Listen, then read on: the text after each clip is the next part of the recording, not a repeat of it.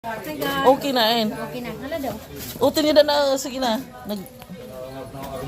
Hi guys. Ito na ang palawan namin. Yan.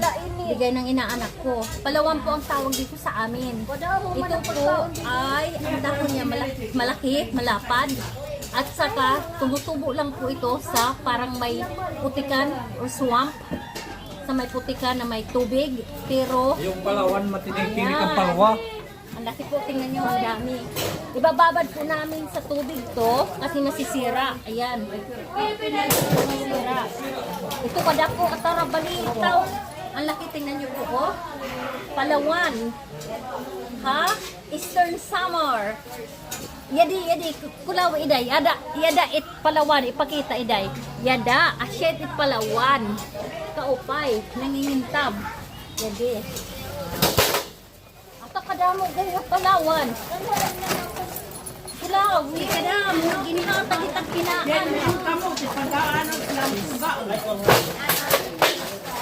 Kadamo atara. Kadamo ginhatag ka Palawan. Kulaw. Yan na. Ano bubutang ang tubig. Ibababad mo tubig. Ay na tubig din. Di ba may pumbahan din din? Yung tuga ang bumbahan. Yan to ang hit, repo. Tubig. Aqua. Yara maati malde.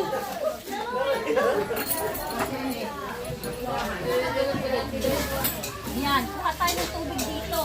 Yan. Kaya, mataapon muna natin yun, marumi. Yan.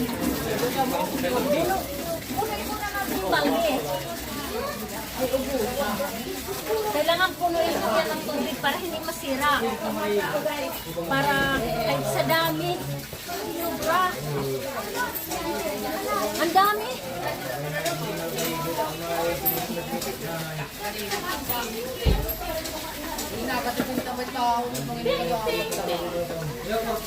Kailangan punuin. Kailangan punuin.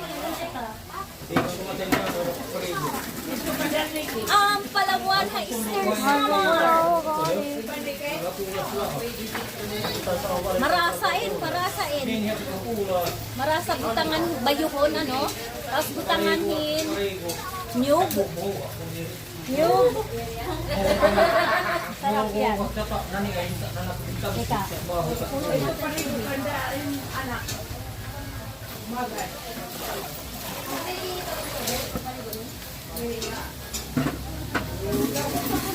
Mahina yung tubig. Tapos sinagap pa siya sa saging. Alam.